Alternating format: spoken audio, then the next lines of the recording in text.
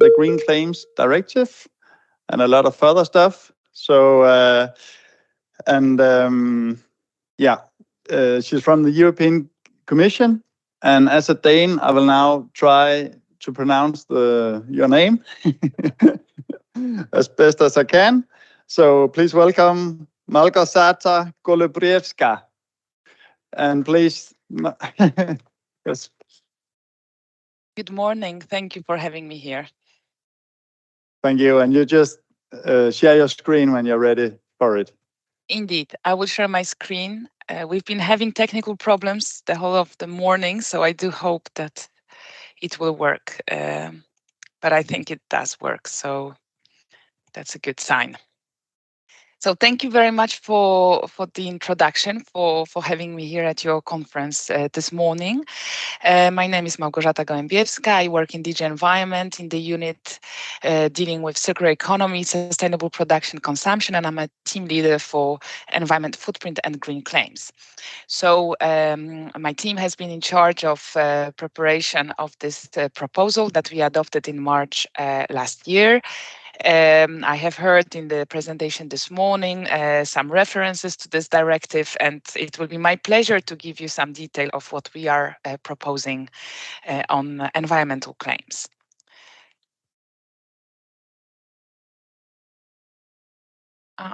Yes, it works. So we have heard a lot about the credibility of environmental claims this morning and consumer trust in the claims they see, or even their ability to understand the claims. In the studies that we commissioned to prepare our proposal, we found that over half of the claims that are there on the market, and on the right-hand side, you will see which sector we analyzed.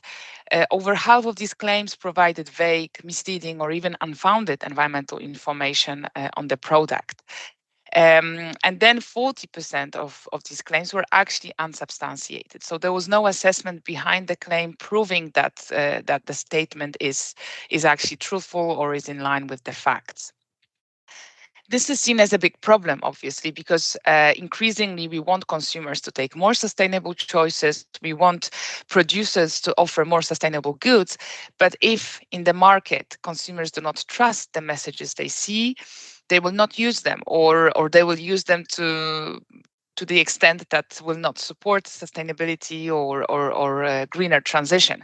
So obviously this was identified as a problem that the Commission should try to tackle with a legislative proposal.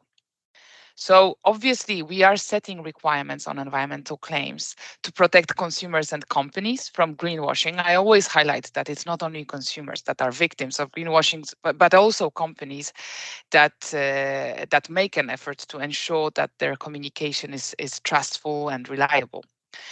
Sorry for interrupting you, Małgorzata, but could you please, if possible, turn into presentation mode? We see also the next slide. Yes, I am in a presentation mode, but for some reason... I think maybe sharing the different display would be better. Yes, I can try that indeed. Or the display settings here on the screen. Swap. Yeah. That's great. Is it better now? It works. Yes, perfect. Thanks. Thank you. Well, a second requirement, a second goal is, of course, to enable consumers to make more informed purchasing decisions, and also boosting the competitiveness of companies that make efforts to increase their environmental sustainability. And finally, last but not least, definitely to improve legal certainty and the level playing field on the single market. And here, with the legal certainty, indeed, companies consulted during the preparation process of the proposal very often highlighted that the lack of rules on how environmental claims should be made made it very risky for the companies wishing to make claims because they could easily be accused of even unintentional greenwashing by some competent authorities or even competitors or consumers or consumer associations. So this lack of rules was seen as a big problem for companies themselves. All of this, of course, should serve the purpose of accelerating the green transition towards circular, clean, and neutral economy. Let's look at the proposal itself. What is the scope of the proposal? In earlier presentation this morning, we also heard about the Unfair Commercial Practices Directive, which was amended or is under amendment by the Empowering Consumers for the Green Transition. This proposal was adopted 1 year earlier than the Green Claims proposal and is nearing the end in the legislative process. So why did we need two proposals to start with? The Unfair Commercial Practices Directive, which targets business to consumer relations, including communication, introduced some basic requirements, or rather basic prohibitions, I would say, stating what companies cannot do. And companies cannot make unsubstantiated claims.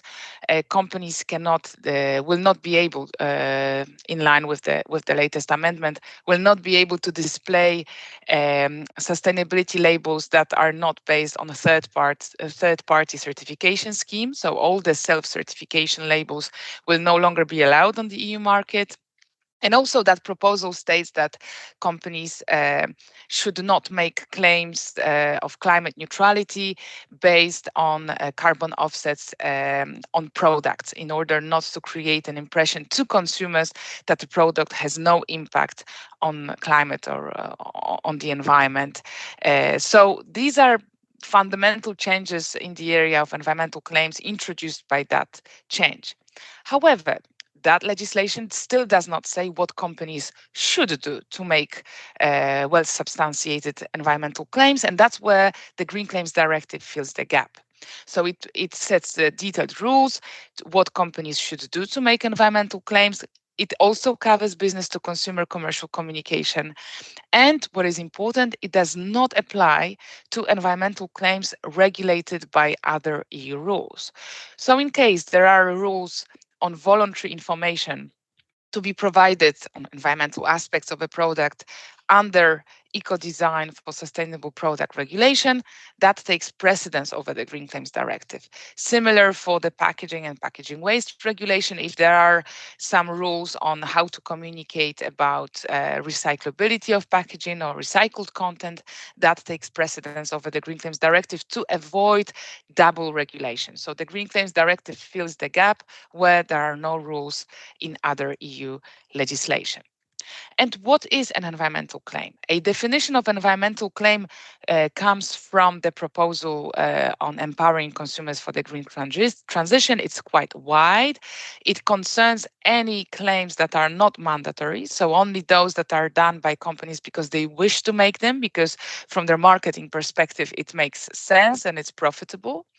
So only those that are voluntary, and also explicit. Explicit meaning in a form of a text, picture, symbolic representation, such as a label, rather than implicit, which would be more like a background on the website and very difficult in the end to define and to set rules upon. And an environmental claim should state or imply positive or no impact on the environment, or that the product, service, or an organization is less damaging to the environment than others, so more of a comparative claim, or that it has improved impact over time. So the definition of an environmental claim is pretty wide and covers many cases. The key at the core of the proposal is an article setting rules on substantiation of environmental claims. So meaning, what is the assessment behind the claim that should prove that the claim is indeed in line with the facts. And here the Commission proposes to set some detailed requirements on what this assessment should comply with. So first of all, it should be backed by widely recognized scientific evidence. It should take into account relevant international standards, such as ISO standards, if they do exist. And this is really to ensure that companies do not come up with new methods that are not peer-reviewed, that are basically developed for their own purposes and needs, but rather use the methods that are already out there, peer-reviewed, recognized by the wider scientific community, or enshrined in ISO standards, for example, to ensure that the assessment takes that into account. The substantiation should also demonstrate that the claim addresses significant environmental issues from a life cycle perspective. And this is because already under the Unfair Commercial Practices Directive, companies should not make claims about environmental aspects or environmental impacts that in the end are marginal for the overall performance of a product, because that would be seen as misleading and indeed making consumers believe that the product makes a difference while in the end it does not. The assessment or the substantiation should identify whether there are trade-offs between environmental impacts over the life cycle of a product. And let me highlight that again, the Unfair Commercial Practices already specifies that in case there are trade-offs, important trade-offs, claims should not be made unless the overall environmental benefit remains positive. Then, of course, the claim can still be made because there is an environmental benefit as compared to the baseline, but the trade-offs should be communicated and identified in a transparent manner in the assessment underlying the claim. We also require that the substantiation should be transparent on greenhouse gas offsets, on the use of greenhouse gas offsets, and notably separating them from own greenhouse gas reductions to really indicate what comes from the effort by the company itself or within its value chain and what comes from the outside. In addition, the requirement also states that there should be clarity if these offsets concern reductions or removals. And finally, the credits should be of high integrity and correctly accounted for the climate impacts. There is a direct link to another proposal that is currently also in co-decision. It's more advanced on carbon removals certification framework. And that proposal will aim to define a methodology later on when it's implemented. It should set out the methodology of indicating what high integrity means and how to account for these impacts correctly. So this is an area that will be further regulated by another legal act. In the requirements on substantiation, we also put forward some rules on the use of data, primary versus secondary data. Obviously, primary data should be used as much as possible by the companies for the activities that are directly controlled by the companies. And when secondary data is used, it should be, of course, representative of high quality as well. An important element here that we are proposing in our proposal is an exemption for microenterprises. Microenterprises being companies employing less than 10 employees with an annual turnover of 1 million euro, so really small companies. So these microenterprises are actually exempted, but they can still choose to opt in, so to comply with the requirements voluntarily. And on my next slides, I will explain why it may still be interesting for the companies to do so. Otherwise, the Commission concluded that in many cases, it would be disproportionate for microenterprises to require them to go through the process set out by the Green Claims Directive in terms of rules on substantiation, but later on also verification, because you can easily imagine very small company or even an individual farmer that wishes to sell products directly to consumers on a local market and wishing to communicate that it's produced pesticides free. But if there was no exemption, these actors would actually have to comply and go through the whole process that we are setting up. So that's why, for proportionality reasons, the Commission proposed to exempt them and to allow them to comply on a voluntary basis if they wish to.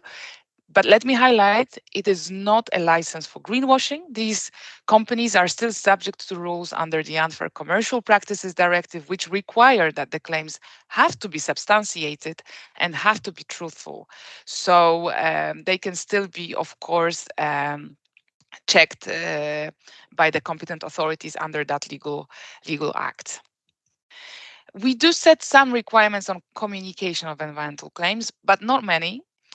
Because our rules, as I already highlighted on previous slides, are fully complementary to the consumer protection framework, and that framework focuses more on communication. So what we added in our proposal are relevant requirements that are linked to the substantiation requirements. So companies, of course, should communicate only on environmental impacts or aspects, environmental performance that has been substantiated by the analysis. That goes without saying. And that companies should also give access to the information on substantiation to consumers or whoever wishes to access it via a web link or a QR code, which should be always displayed next to the claim itself and easily accessible for those who wish to check it. And again, micro enterprises are exempt insofar as substantiation requirements are concerned. The Green Claims Directive also foresees a new regime for environmental labeling. The key objective here has been from the start to avoid the proliferation of environmental labeling schemes. We have over 240 environmental labeling schemes in the EU, but then even more if other sustainability schemes are taken into account. They often overlap, and there is a clear issue of trust of consumers in these labels because some are not based on third-party certification. And again, this morning, we heard from the first speaker that in the end, many consumers do have an expectation that if there is a label or even a claim, that there are rules requiring these to be at least third-party verified, which of course is not the case, and we are trying to solve it here with our proposals. So the Commission is proposing, of course, that they should all be based on certification schemes. We are setting some rules on the governance of these schemes, including its independence and transparency on how it acts, what the criteria are, how the labels are awarded, whether there is a mechanism to constantly check compliance with the requirements of the labels. But we're also proposing some additional measures to stop proliferation, including a ban of labels that present an aggregated scoring of overall impact. This would be allowed only if such label is developed under EU law, so that it would be harmonized across the EU. So, for example, if in the future there is a food sustainability label at the EU level that could present an aggregated scoring of environmental performance of that food product. But here we're really aiming to ensure harmonization, because today some producers are indeed faced with a situation where their food product, mostly food products are concerned here, is sold in one retail store which decided to set up a labeling scheme and is rated as A in that under that label, while in another retail chain it may be B or C, because obviously the criteria are different and each of that scheme developed its own method. So here we want to ensure some more harmonization of approaches. When it comes to new labels developed by public authorities, we are proposing that maybe public authorities should stop developing their national labels, and instead it would be better to pool our joint resources at the EU level and develop public labels at the EU level only. When it comes to private schemes, so schemes developed by private operators, of course, we would still need them. We would need to leave scope for innovation, because we will not be able to develop different labels for very different sectors at the EU level. So here we would allow these new private schemes to enter the market, but only provided that they would demonstrate added value to national authorities. And here we would be setting detailed criteria later on in an implementing act to ensure a harmonized approach. And finally, this would also apply more or less to third country schemes, environmental labeling schemes, in terms of the assessment of additionality. But the existing schemes, the existing labels could continue to exist. So we are not bringing anybody out of the market, but they would of course have to ensure they comply with the new rules of the Green Claims Directive. So some of them will probably disappear anyway because of that. A real novelty of this proposal is that we are setting an obligation of the so-called ex ante verification by independent and accredited verifiers that would be competent to certify that the substantiation of the claims, but also the labeling schemes themselves, meet the requirements of the directive. These verifiers would issue certificate of conformity of that assessment that would be recognized across the EU, meaning that only one certificate is needed, issued by a verifier, accredited verifier in one member state, and then the claim could be made across the internal market. And this is the reason why we believe many micro-enterprises may still wish to opt in for verification of claims, to benefit from the certainty that the certificate of conformity gives to them in terms of compliance with the rules, but also to, of course, add credibility to the claim they're making towards their consumers. So those who would see the benefit of making an effort of substantiation and verification would have an incentive of doing that under this regime. The ex-ante verification is a hugely debated issue, of course, because many fear an administrative burden, the time it will take to verify, the substantiation requirements, and the potential cost. However, bearing in mind our current experience with enforcement in the area of environmental claims and labels, the burden of proof lies with either consumers or consumer organizations, or of course the competent authorities that are enforcing the legislation. So the burden of proof lies with them, that they have to prove that the claim is not in line with the rules, is not correct. And it's very difficult for the competent authorities and other actors to indeed challenge the claims and to gather the evidence. While once the claim is made and it is misleading, it's very difficult to reverse the negative effects. Consumers may have been misled, they may have taken some purchasing decisions already, or they may have simply been educated in the wrong way by seeing the claim. So with the ex-ante verification, we are actually ensuring that most of the unsubstantiated claims will not make it to the market. So we are preventing the harm that is difficult to reverse on one hand. We are supporting the enforcement efforts by the competent authorities that will have less of these non-compliant cases to deal with and will be able to prioritize their work a bit better. And finally, we are also providing the legal certainty to businesses that make the claim that they have indeed complied with the rules and are much less likely of being challenged down the line. We have also foreseen some support to SMEs. At the member states level, it's clear that, of course, small and medium-sized enterprises may find it more challenging to comply with the rules. So here we are indeed encouraging member states to ensure that appropriate measures are taken. At the level of the EU, we are also prepared to finance additional measures to support SMEs, including acquiring of high-quality data sets that can be used in life cycle assessments and especially to assess the value chains. Now, many of you probably wonder what is the role of the product environmental footprint methods in the Green Claims Directive. We are in charge of the methods. We have developed it at the Commission level. The Commission decided that for this time round, we are not yet prepared to impose the use of one method for different types of claims and all sectors concerned. And while we do acknowledge that PEF remains an appropriate method to comply with the requirements of the Green Claims Directive, it is in line with the rules on substantiation that we are setting in the directive. And it will be appropriate specifically for claims on environmental impacts and environmental footprint.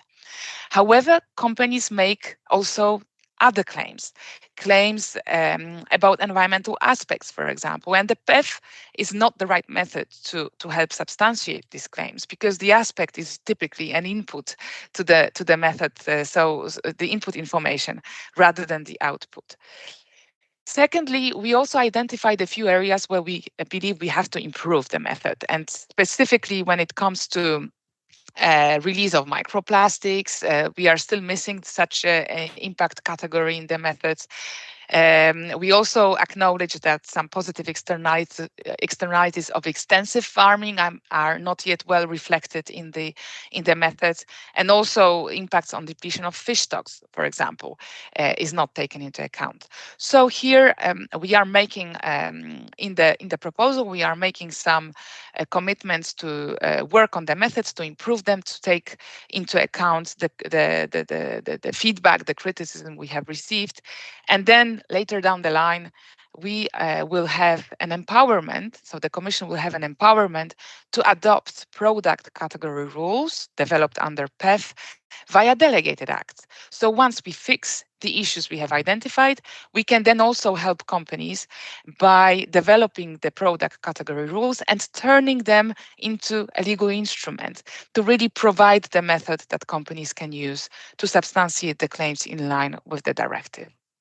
And here my last slide just reiterates the fact that the Commission is working on a new future database with environment footprint data that will be based on a different intellectual property regime than we have today, which is very cumbersome and very limiting.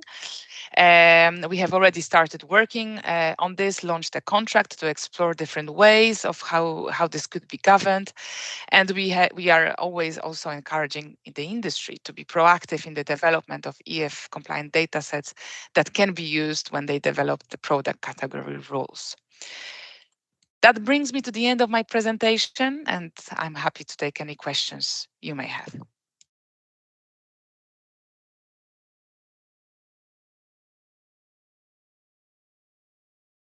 Thank you. I'm quite sure we'll have some questions from the hall here. Yeah, we have one in the back.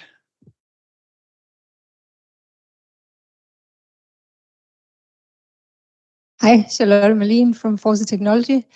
A question regarding the trade-offs and how to substantiate that. A very concrete example would be that a company has done a carbon footprint and it's been verified according to standards, etc. It's also relevant for that product.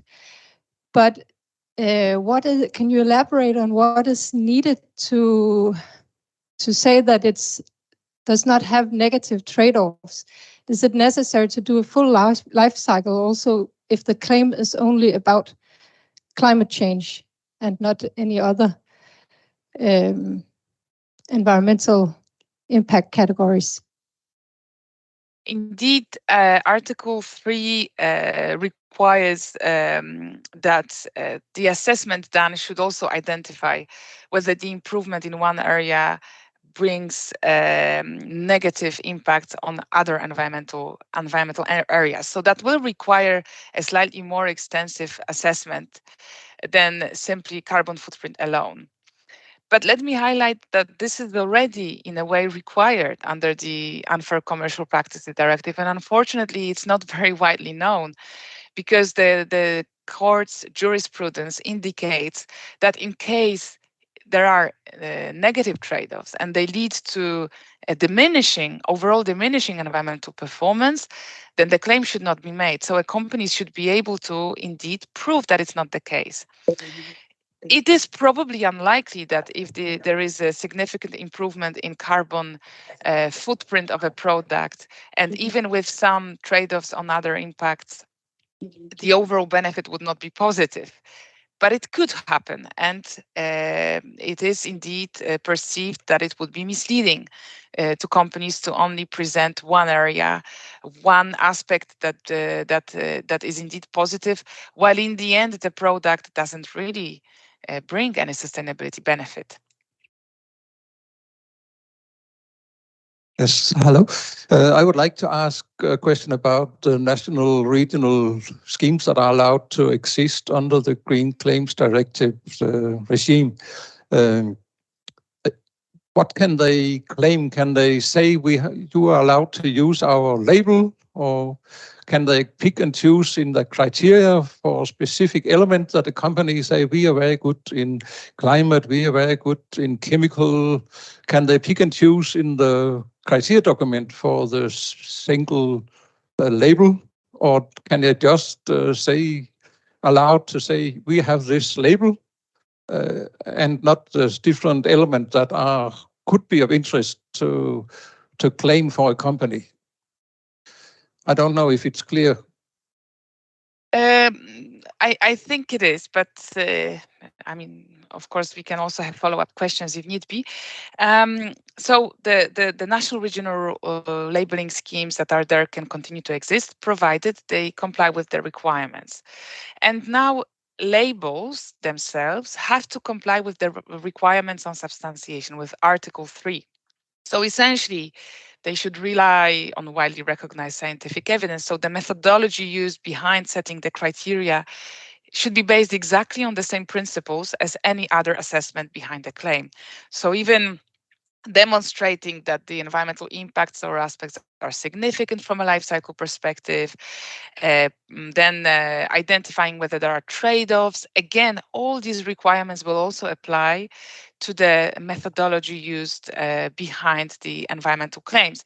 So again, if a label covers only one environmental aspect or impact, which in the end may not be indeed very significant, then that labeling scheme will have to adjust the methodology to grant the label and maybe choose different criteria if this scheme wants to continue to exist. Otherwise, the proposal does not prevent companies from making claims on individual aspects or individual impacts, or labeling schemes focusing on individual impacts or aspects.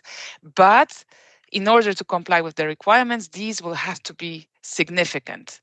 So I think it will limit, in a way, the risk of labels or even claims concerning marginal impacts or aspects. Thank you. The next question is also from the hall, and we do have some from the online chat as well, but from the hall first. Oh, okay. Thank you very much for your presentation. My name is Satu Reijonen, and I come from the Danish Authority for Veterinary and Food Products. A clarifying question to the question on the carbon footprints. Would you say that if a company informs the consumer about the carbon footprint of a product, that it still should make a full trade-off analysis? And then just to comment on the EF dataset work that you're doing, we're very much looking forward to seeing that expand. And I would like to hear what are your plans on further financing and including more datasets that are EF compatible. Thank you. On the first question, indeed, I mean, already the carbon footprint analysis indicates a life cycle assessment, because the carbon footprint of a product, of course, covers greenhouse gas emissions throughout the life cycle. So what we are saying here is that while doing this analysis, companies should be also able to pinpoint the possible trade-offs that may occur throughout that life cycle. So the assessment will have to indeed look in more detail also at other environmental impacts, but it does not necessarily have to be a full assessment, full LCA. Of these impacts. It's more of mapping where these trade-offs may occur, and if they do occur, and if within the assessment there is a risk that there may be significant trade-offs, then companies should look into it in more detail. But of course, it has to be a result of this analysis. So we are not saying that in every case the company will have to do an LCA, because maybe there will be no trade-offs of the increased carbon performance, so let's put it this way, increased climate performance. It really will depend on the product group or a sector that is concerned and the value chain that is concerned. When it comes to the dataset work, well, the aim is indeed to be able to have a high quality data set that will be accessible under a different IPR regime, so much more widely accessible to companies, and it will be owned by the European Commission as opposed to the current system where we are buying it from the data providers who remain the owners. But we are only developing this data set now, so I cannot give you more details because the decisions as to the governance of this data set and the details of how it will be run have not been decided yet. But the Commission committed some budget, at least until the end of the multi-annual financial framework of the EU, so 2027, to invest in the development of the data set. So there is a firm commitment from the Commission's side to continue with this work. Thank you. One more question from the hall. Yes, my name is Kim Christensen, and thank you for your presentation. The question is about the notion that PEF doesn't imply the use of input data. The only way of calculating the impacts is by using input data. So if you compare to the EPD, in the EPD programs, we also have tables with input-output flows, and the same can be extracted from PEF. So I'm not sure if you can elaborate on how PEF is not appropriate for those input data. The second one is a comment that I should have made yesterday, but better late than never. In the CEN work on standards for sustainable buildings and construction products, we have just revised the guidance standard on data quality and changed the wording from primary, secondary to specific generic to indicate that being primary doesn't mean better data quality. Actually, all the secondary data in the database used to be primary data. So how do they lose data quality just by being moved to a database? Doesn't make sense. So specific and generic now. Thank you. On the first comment, I mean, PEF, the method itself results in an assessment of environmental impacts. So when it comes to increasingly, companies are making claims on recycled content in the product that they put on the market, or for example, recyclability. And PEF is not a method that helps to justify that the recycled content is 15% or 10%, or it doesn't really justify the recyclability or durability of a product. These are the assumptions that are taken in the method. That's what I was trying to say. We don't. We are developing such detailed requirements, for example, in sectoral legislation. Currently, packaging and packaging waste regulation discusses this, that in the future the Commission will establish a delegated act that will specify how to measure recycled content, how to report it, etc. PEF is not suited to do that. This is what I was trying to say. Same for recyclability, or that's when I used more that it's more of an input rather than the output of the analysis. Or reusability, again, this is not, this is an assumption that is taken in the assessment under PEF, but not really. And then that assumption can indeed be influenced by the producer itself. So that's what I was trying to say when I was explaining why PEF cannot really substantiate such claims, because it is about environmental footprint and environmental impacts, not environmental aspects of products. And thank you for the point on the change of terminology from primary, secondary to specific, generic. We use primary, secondary terminology in line with the PEF, but maybe indeed it is an area to look at when we will be revising the recommendation in the future, whether that terminology should be indeed adjusted. Thank you for reply here also. We have at least two more here from the hall, and then we will turn into the online questions. But yeah. Hi, Malgorzata. This is Björn Spock of the Swedish EPA. Thank you very much for your presentation. You in the logic why not prescribing PEF, you pointed to the need of developing within the assessment of microplastics, of positive externalities and fish stocks. So I understand that is work that the Commission sees is going to be done with the PEF. Meanwhile, I think we are seeing in several case studies trying out the methodology that even very skilled LCA practitioners have difficulties in interpreting, for example, the circular footprint formula.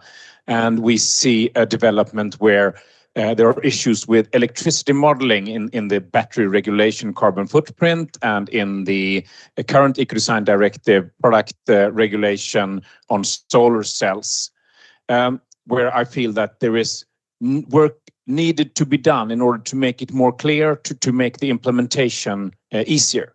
So my question is, how does the Commission view these several different things? How does the Commission want to spend its resources in working with these different kinds of development? What will be prioritized, etc.? Thank you. I mean, certainly we are indeed working on the improvements to the PEF. This is a longer term project, obviously, and together with the colleagues from JRC, the Joint Research Center, we're already working on it now. We are also aware of different other areas that may be challenging for LCA practitioners. And that again will also be discussed in the context of the future update of the recommendation. These are the elements that we are aware of and we are looking into. And finally, of course, we are facing a challenge of the policy developments. So increasingly, the EU policies are based on life cycle assessment and life cycle considerations, which is, of course, a very positive development, which we have been supporting for years and we have been pushing for years. But of course, we have a tool, we have a method that we have developed, which is a generic method meant to apply to all different products and sectors. But of course, once the policy, sectoral policy gets developed and some specific legal requirements are to be set on this basis, then of course also political considerations enter into play. And the tool, increasingly we see that while it is a basis for political choices, later on there may be divergences from the method we have today because, well, the member states or the industry concludes that in the end they need to make some changes or some modifications in order to make the legislation fit for purpose. So we are of course watching these developments and also ourselves now figuring out how to make the method more appropriate to respond to the needs of the different policy developments that we see in the area. And of course, batteries is a good example, or the situation with the electricity modeling under the batteries regulation. So this is an open question. One we are discussing internally. We will soon be also, of course, discussing it with the stakeholders, how to ensure that we can cater for all these different demands and how to make the method itself future-proof, possibly maybe simplified or easier to apply, to ensure that the tool is indeed used and that it is useful. So not a very concrete reply, but in the end, yes, we agree there are these challenges and we're looking into them as well. Okay, thanks. Last one from the hall. Hi, my name is Nefeli Nika. I'm with Christian Hansen. My question is, this is a business to consumer green claims, but we also have business to business. And in some cases, they are incorporated into business to consumer claims as well. So is there any work to also regulate or provide some feedback on that or some guidelines? And then the second one is coming back to some of the previous questions. When we do make a claim and it's a carbon footprint and you're asking us to show the trade-offs and substantiate that we don't have any impacts on other ones, then we expand to other impact categories, which means more extensive and expensive studies. And when you need to substantiate, that means also ex-ante verification and so forth. So isn't that kind of defeating the point of choosing to do carbon footprint and then kind of forcing to go on a bigger scope? On the business-to-business communication, we are currently focusing on business-to-consumer as a first step. It's not excluded that in the future we may also look at business-to-business. However, we do expect that the requirements we are setting on business-to-consumer communication will have a spillover effect on the B2B communication, because obviously companies wishing to substantiate the claims will have to use the information from the value chain. So we do expect that there will be some spillovers, even if not directly required in the Green Claims Directive. I mean, even if not entirely in line with the requirements of the Green Claims Directive. But it's not excluded that in the future some more work may be done on this.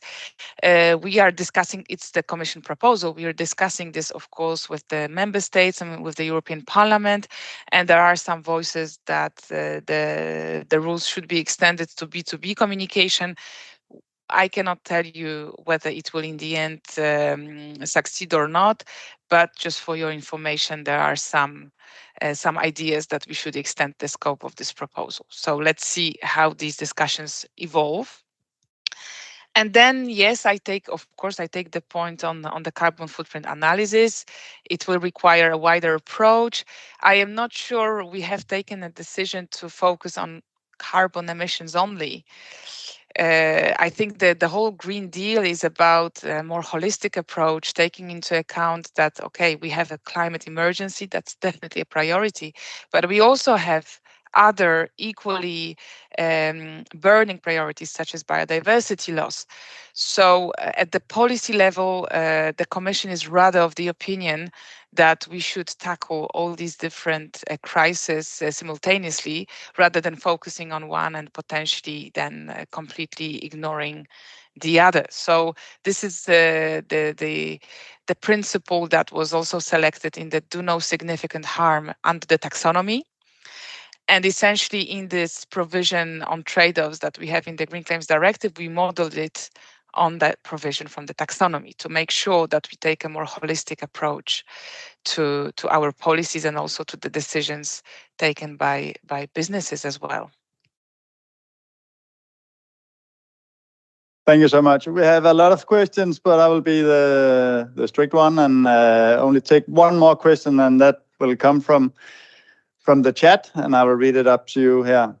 Who would be seen as independent and accredited verifiers? Will it be a specific list of pre-approved specialists?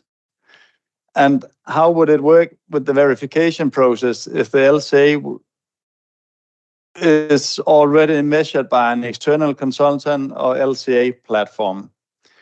Would these third-party calculations still need to be verified by yet another third party? And if yes, doesn't that limit the process through the increased bureaucracy? That's a long one. Yes, the third-party verifiers are meant to be accredited bodies. And this is the key difference from what we have today on the market, whereby it could be consultancies that are not necessarily benefiting from the status of accredited bodies, because obviously there are no rules on the green claims and there's no accreditation system. So the accreditation system would be needed to ensure the ex-ante verification of substantiation with the requirements of the Green Claims Directive. And it is likely that companies would still use the services of consultancy companies that are not necessarily accredited to help them make the assessment.